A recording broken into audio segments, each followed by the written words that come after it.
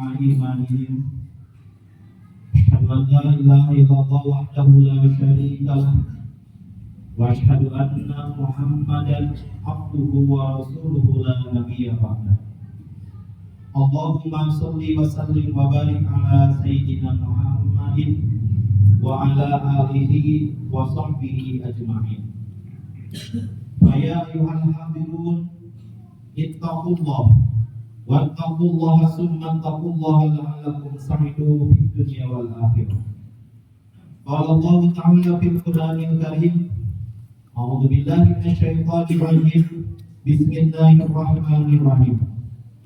Man 'amila shalihan min dzakarin aw unsa wa huwa mu'minun falanuhyiyannahu hayatan thayyibah wa lanajziyannahum ajrahum bi ahsani ma kanu ya'malun.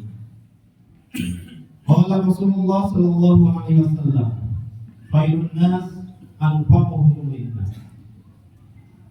Hadirin jamaah salat Jumat rahimakumullah. Puji dan syukur marilah kita panjatkan kepada Allah Subhanahu wa taala pada kesempatan yang mulia ini, di hari yang mulia, di tempat yang mulia, kita bermunajat kepada Allah Subhanahu wa taala.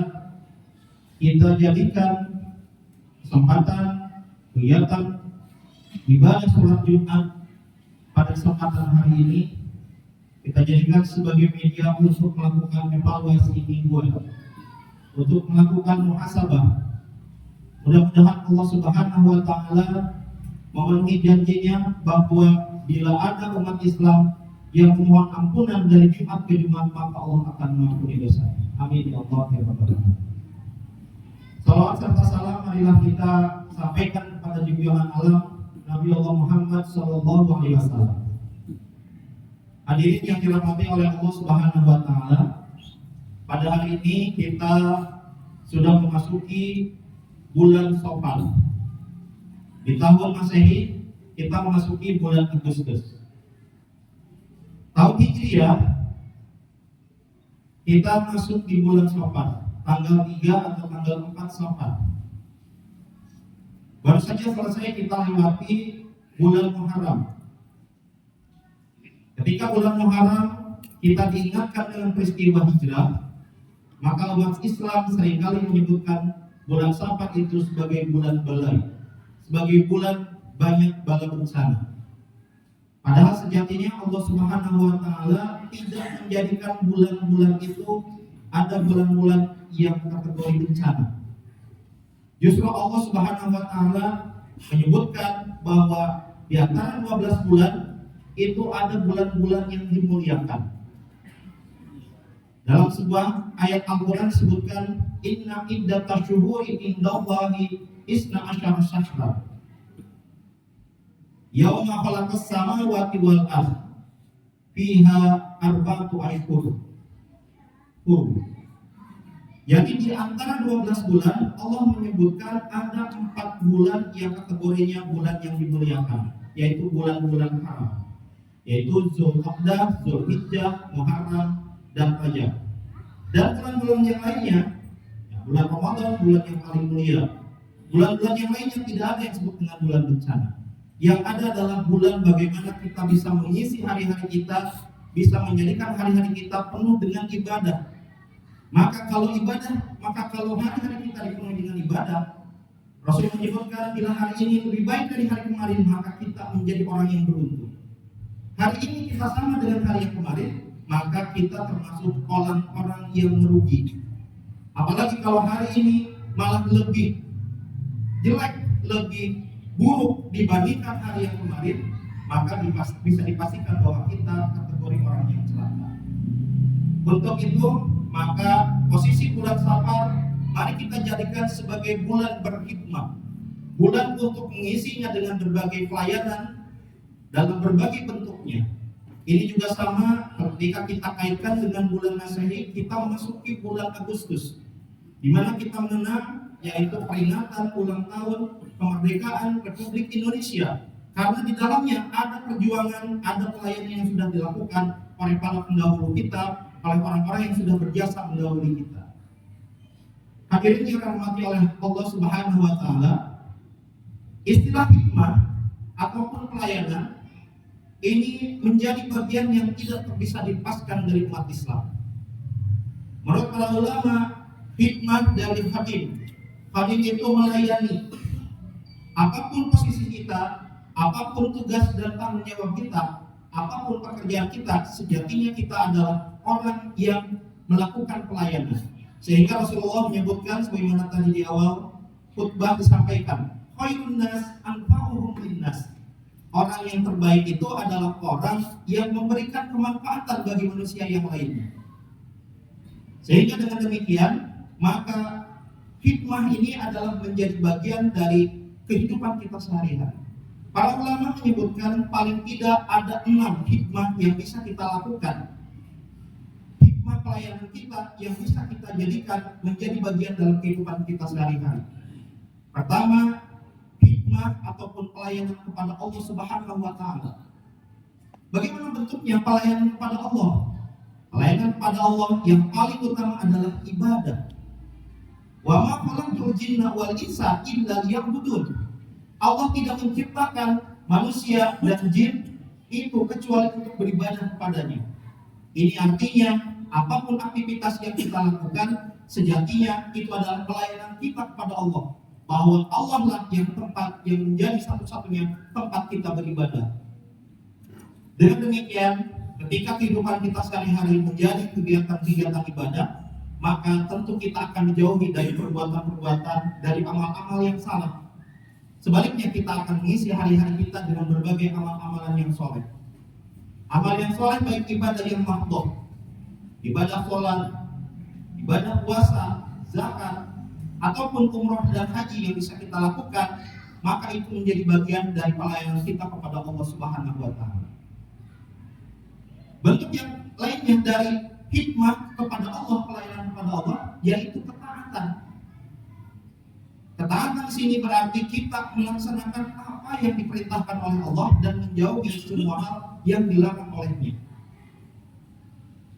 Allah memerintahkan kepada kita untuk beribadah, maka kita kerjakan sekemampuan kita. Bila kita bisa melaksanakan ibadah tepat waktu, maka itu menjadi utama. Tetapi ketika kita disibukkan dengan berbagai aktivitas sehingga kemudian agak terlambat untuk ibadah, maka kerjakanlah, karena Allah akan tetap memberikan pahala atas apapun perbuatan ataupun amal ibadah kita. Apalagi kalau kemudian kita bisa beribadah di dalam sehari. Para ulama menyebutkan, misalkan salah seorang ulama yang menyampaikan, kalau kita bisa melaksanakan 50 rakaat dalam sehari semalam selama 40 hari, maka lihat apa yang akan menjadi bagian dari kesuksesan kita.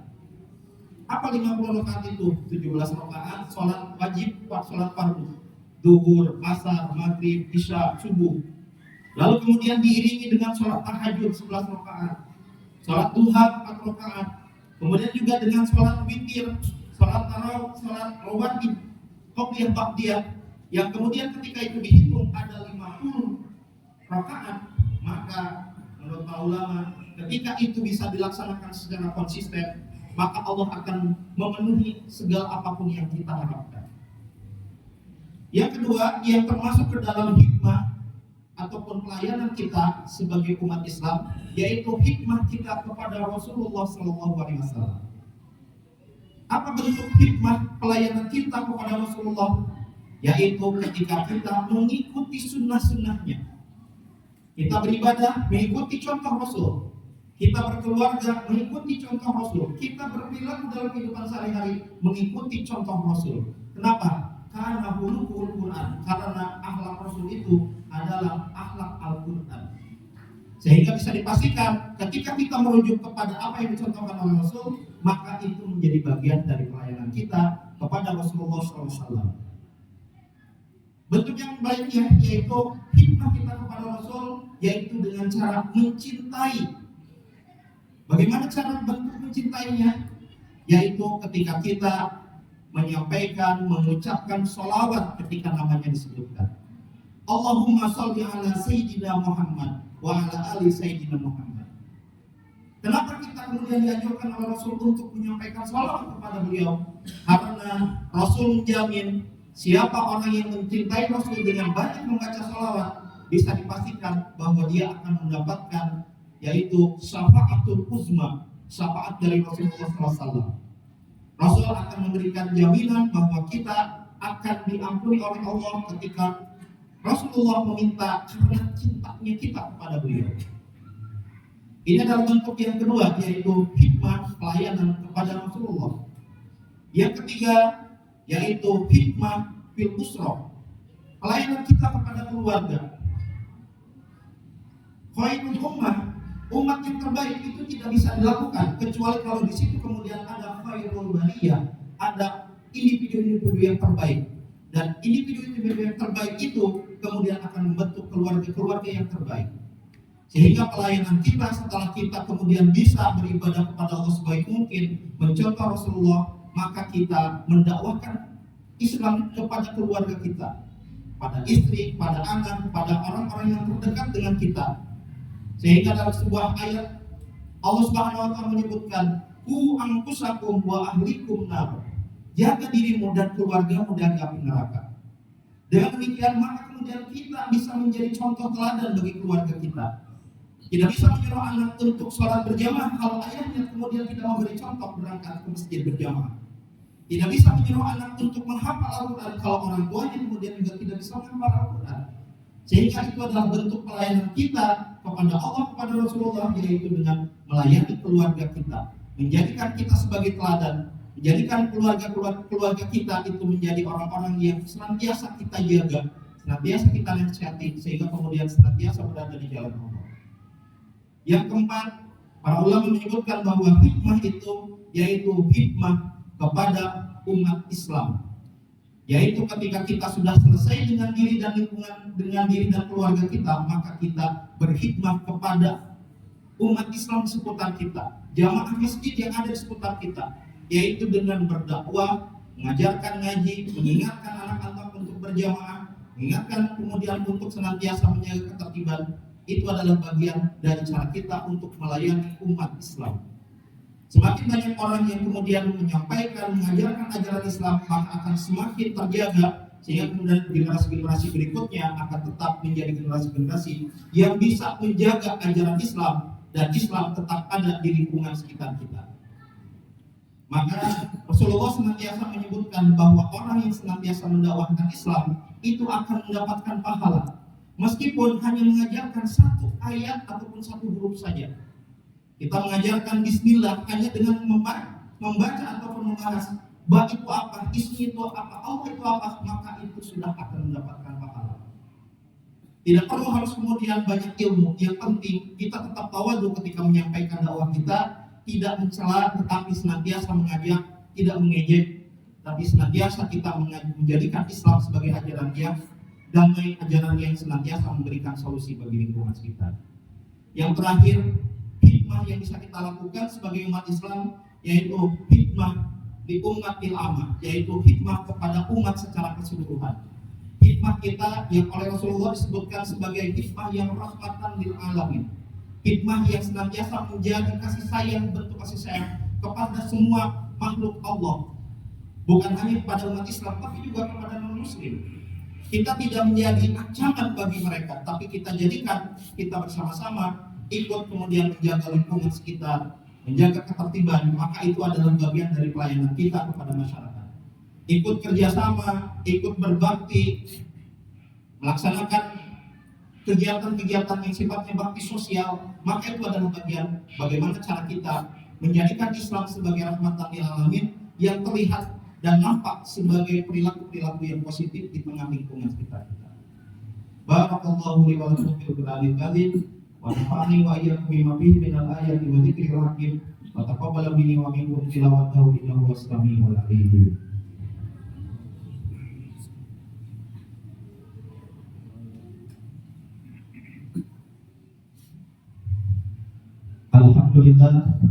Alhamdulillahirabbil alamin. Assalatu wassalamu ala asrafil anbiya wal mursalin wa ala alihi wa sahbihi ajma'in. Asyhadu an la ilaha illallah wahdahu la syarika lah wa asyhadu anna Muhammadan abduhu wa rasuluhu la nabiyya ba'da. Qala Allah Ta'ala fil Qur'anil Karim, a'udzubillahi minasyaitonir rajim. Bismillahirrahmanirrahim. Innallaha wa malaikatahu yusholluna 'alan nabi ya ayyuhalladzina amanu shollu 'alaihi wa sallimu taslima. Hadirin jamaah salat Jumat yang dirahmati oleh Allah Subhanahu wa taala, kesimpulan dari khutbah Jumat pada kesempatan kali ini, jadikan oleh kita kehidupan sehari-hari, bulan-bulan yang kita isi dengan berbagai amal ibadah, dengan berbagai perilaku dan juga pelayanan kita pada lingkungan sekitar kita. Yang paling utama tentu saja khidmat kita, pelayanan kita kepada Allah, yaitu dengan ibadah semaksimal mungkin, ketaatan dengan menjauhi larangannya dan mengerjakan semua perintahnya. Yang kedua, khidmat kita kepada Rasulullah, yaitu dengan mengikuti sunnahnya dan menunjukkan cinta kita dengan banyak bersolawat. Yang ketiga, khidmat kita di lingkungan keluarga, yaitu dengan mengajak, mendidik, ngajari, ngejaga, meriksa keluarga kita, sehingga kemudian kita bisa mewariskan agama ini menjadi agama yang juga dipegang teguh oleh anak cucu kita. Kemudian yang keempat, kita tetap memberikan pelayanan kepada umat Islam, yaitu dengan cara mendakwahkan, mengajarkan ajaran Islam, sehingga lingkungan sekitar kita juga menjadi lingkungan yang khairul ummah. Dan yang paling terakhir, yaitu pelayanan kita kepada masyarakat secara umum, yaitu menunjukkan bahwa Islam adalah rahmatan lil alamin, Islam yang memberikan kebaikan kepada lingkungan sekitar. Mari kita berdoa, mudah-mudahan Allah Subhanahu wa taala senantiasa memberikan pada kita kekuatan agar terus menjaga, memelihara kita di dalam keislaman dan keimanan kita, dan menjauhkan kita dari berbagai kemudaratan, berbagai penyakit dan juga berbagai musibah. Allahumma sholli ala sayyidina wa habibina wa syafi'ina wa karibina wa maulana Muhammad wa sallim radhiyallahu ta'ala an sahabati Rasulillah ajma'in. Allahumma ighfir lil muslimina wal muslimat wal mu'minina wal mu'minat al ahya minhum wal amwat. Rabbana dhallamna anfusana wa illam taghfir lana wa tarhamna lanakunanna minal khasirin. Rabbana la tuzigh qulubana ba'da idh hadaytana wa hab lana min ladunka rahmah innaka antal wahhab. Rabbana atina fid dunya hasanah wa fil akhirati hasanah wa qina adzabannar. Subhanaka rabbika rabbil izzati amma yasifun wa salamun alal mursalin walhamdulillahi rabbil alamin. Assalamualaikum warahmatullahi wabarakatuh.